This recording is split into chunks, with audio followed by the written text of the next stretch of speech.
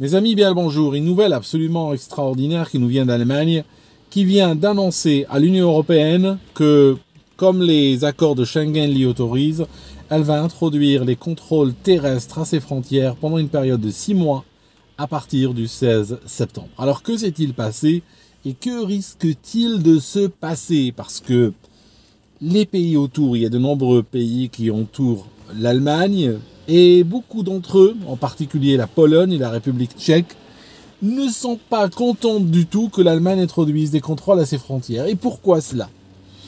Parce que ces pays ne sont pas des destinations de migrants.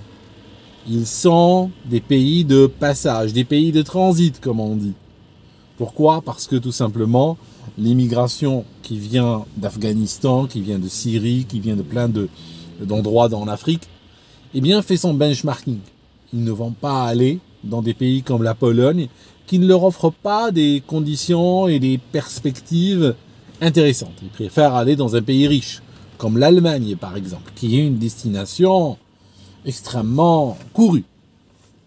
L'Allemagne, depuis 2015, est partie dans une politique migratoire complètement suicidaire. On se rappelle, à l'époque, c'était il y a presque 10 ans, il y avait Angela Merkel au pouvoir, et puis en Syrie, il y avait, vous vous rappelez, cette guerre, Daesh, tout ça, des groupes terroristes, et ces groupes terroristes ont décidé de pousser sur les routes des milliers, des centaines de milliers de gens. Ceci arrive à travers les Balkans et tout ça, et ils débarquent à la frontière allemande.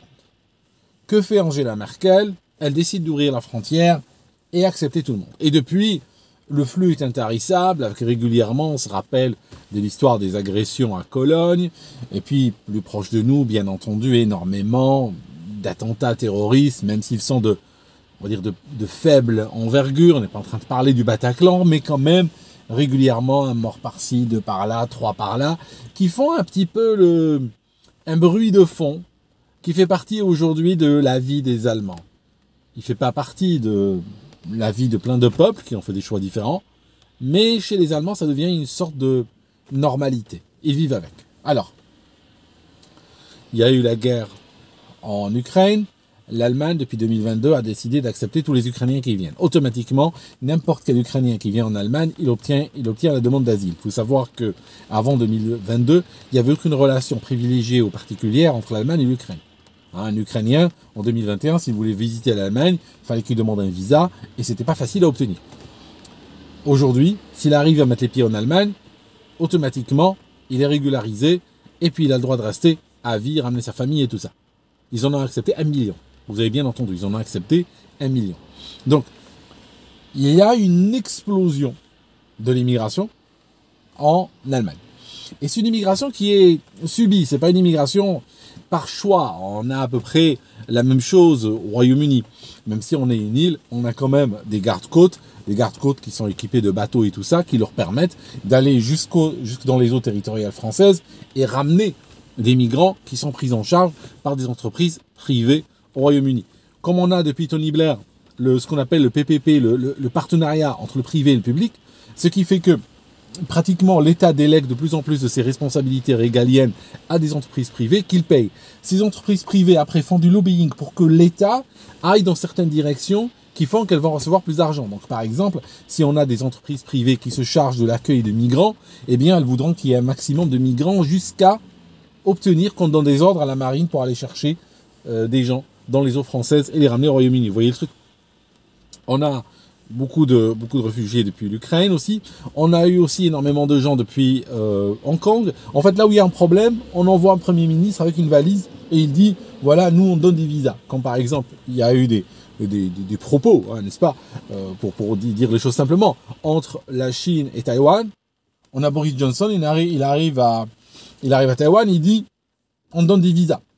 Il est parti dans plein d'endroits dans le monde, et il dit quoi? Dès qu'il y a un problème, il arrive et il donne des visas.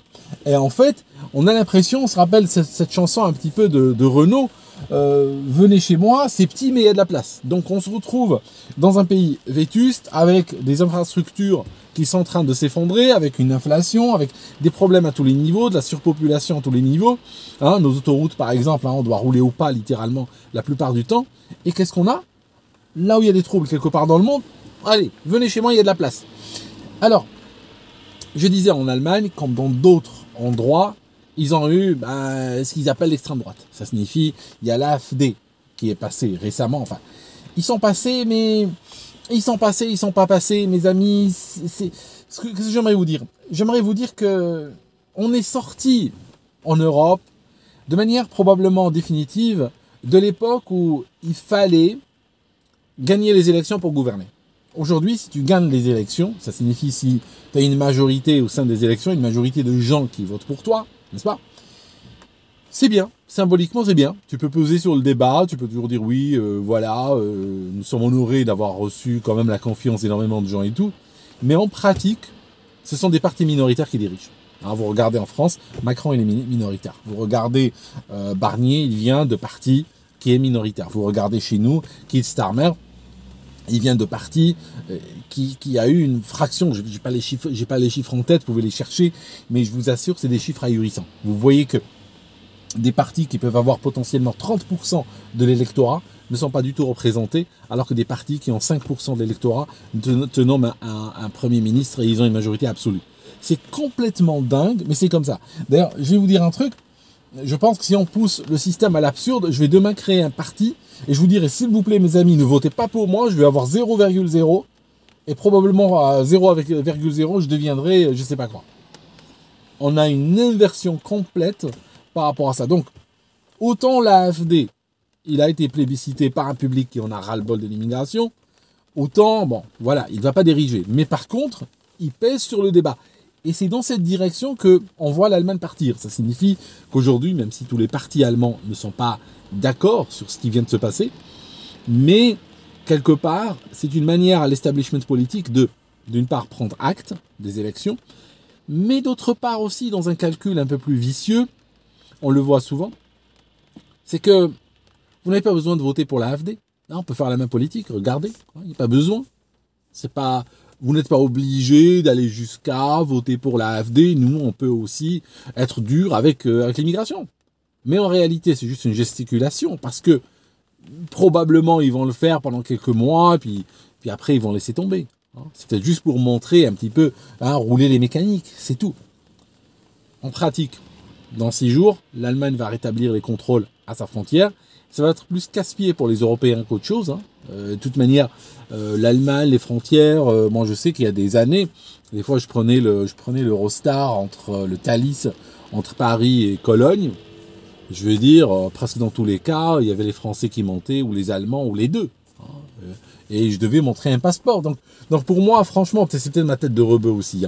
Les frontières Schengen, les accords Schengen, je les ai jamais vraiment vus. J'ai toujours montré un passeport quand je suis passé d'un lieu Schengen à un autre. Bon, les gens disent non, ça n'existe pas, c'est dans ta tête. Et quand ça existe, ça arrive dans les news, comme aujourd'hui. Tu as des news littéralement de fin du monde qui disent que l'Allemagne a rétabli le contrôle à ses frontières. Je vais dire, ok, c'est bien, c'est bien, je vous crois, mais moi j'ai toujours vu les contrôles frontières, n'est-ce pas? Continuons. Donc, ce que dit l'Allemagne, elle dit que ils vont maintenant contrôler à la frontière et renvoyer tout de suite, donc ne pas entrer en matière, renvoyer tout de suite les migrants qui débarquent à la frontière et qui n'ont pas de demande valide. Ça ne veut rien dire parce que ils peuvent tout simplement prendre tout le monde en disant ils ont des demandes valides. D'autant plus que les pays, comme l'Autriche par exemple, l'Autriche a signifié on ne les reprend pas. Parce que l'Autriche c'est aussi un pays de passage. C'est toujours considéré comme un pays hostile par les migrants, donc ils ne veulent pas y rester.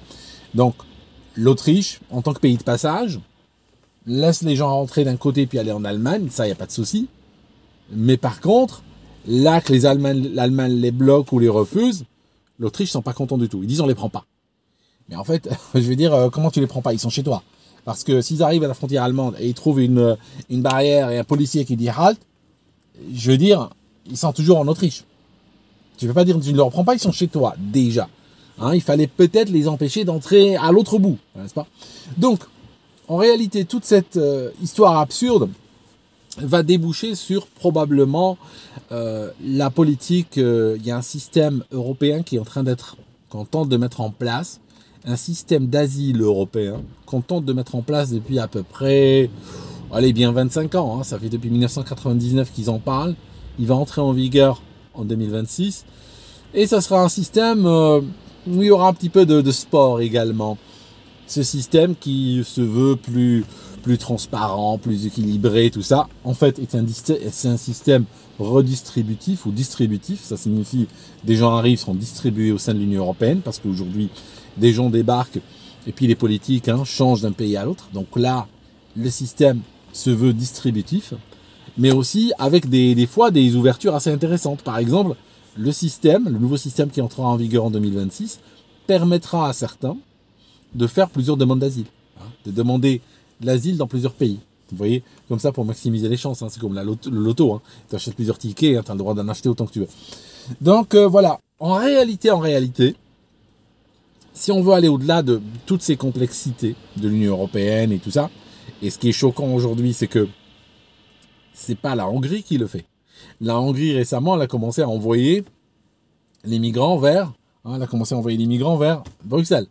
Ok, ils étaient obligés de les prendre, donc ils les prennent, ils les mettent dans des bus et les envoient un ticket à l'essaim. Ok, donc là, l'Allemagne commence à paniquer et l'Allemagne est un moteur de l'Union européenne parce qu'il faut savoir une chose que en 39-45, ce que vous savez, ce qui s'est passé en 39-45, c'était juste une tentative allemande de faire, peut-être maladroite, n'est-ce pas, de faire une construction européenne avant l'heure.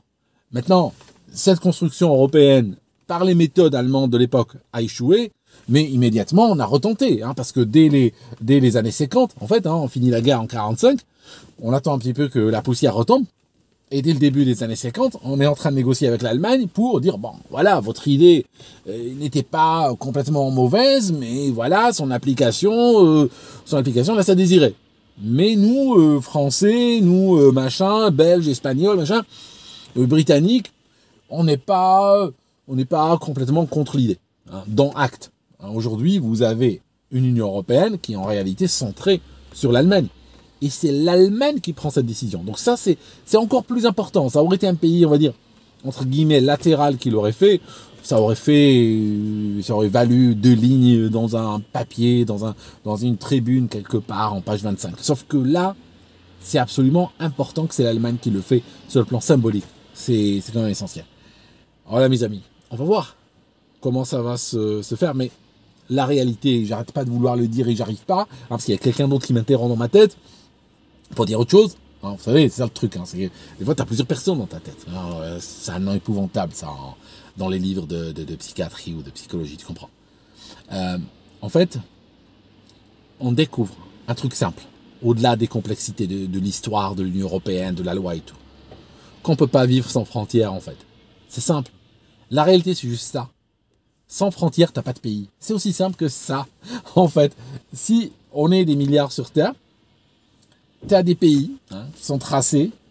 Certaines frontières sont extrêmement bien défendues. Certaines sont devenues symboliques parce que les populations y ont renoncé.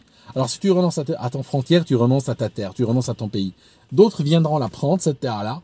Et un jour, tu seras étranger chez toi. Tu auras toujours les photos de tes grands-parents. Tu auras toujours des trucs, des souvenirs, des babioles et tout ça, oui. Mais il te restera que les larmes pour pleurer. C'est tout. La légitimité, si tu regardes à travers l'histoire de l'humanité sur les milliers d'années, tu verras qu'il n'y a pas de légitimité historique nécessairement sur une terre. La terre appartient au plus fort. Quand on a un peuple, et c'est arrivé des milliers de fois à travers l'histoire, quand on a un peuple qui ne peut pas protéger sa terre, ou qui renonce à la protéger par idéologie, il n'y a pas de différence en réalité entre les deux. Il n'y a pas de différence entre un illettré et quelqu'un qui ne veut pas lire. Tu vois ce que je veux dire? C'est le résultat final est le même. Il n'y a pas de différence entre un peuple qui ne peut pas défendre sa terre, il n'en a pas les moyens, et un peuple qui renonce à défendre sa terre par idéologie. C'est la même chose, in fine. Ils peuvent la perdre, et une autre légitimité viendra se placer dessus. Et la légitimité historique, c'est la légitimité historique, c'est tout. Alors, regardez, en Égypte, vous avez les pyramides, tout ça, puis il y a d'autres endroits peut-être un peu plus controversés que je ne vais pas citer, mais on se comprend. la Terre a souvent changé de main. Ça fait partie de l'histoire. Dès qu'un peuple faiblit, d'autres viennent, lui prennent sa terre et au revoir. Hein, terminé. Hein. Voilà. C'est comme ça, hein, c'est le sens de l'histoire. Il n'y a pas de justice ou d'injustice dans tout ça. C'est juste comme ça que ça se passe. C'est tout. Voilà. Si la Terre était 100 fois plus grande, hein, peut-être que on aurait plus d'espace et peut-être que on aurait moins de problèmes. Hein, on serait peut-être moins pris la tête sur 1 m² de terre ou 1 km² de terre. Peut-être, hein, peut-être. Sauf qu'on aurait d'autres problèmes. Hein. Sauf qu'on serait en train de ramper par terre parce que on serait comme parce qu'on serait trop lourd. Hein, parce que si elle était 100 fois plus lourde, tu imagines la gravité. Hein, ça va être un peu dur après, hein, se décoller. Hein, déjà qu'on a des problèmes de poids aujourd'hui. Hein, imagine que si tu pesais 100 fois plus, hein, c'est très dur hein, d'aller te battre pour un morceau de terre. Hein, tu vois ce que je veux dire? Ça, c'est le physicien qui parle, hein, tu vois ce que je veux dire? Voilà, toujours. Ça marche comme ça, hein, des gens qui parlent, qui interviennent et tout ça. Il y a plein de gens qui vont dire il a perdu la tête. Hein. Il y a des gens qui vont dire il a perdu la tête. Des histoires comme ça part très vite sur Internet. Merci mes amis, je vous aime beaucoup. Et puis on se voit quand on se voit, je sais pas quand, mais on va se voir, n'est-ce pas? Et puis voilà, c'est comme ça et pas autrement.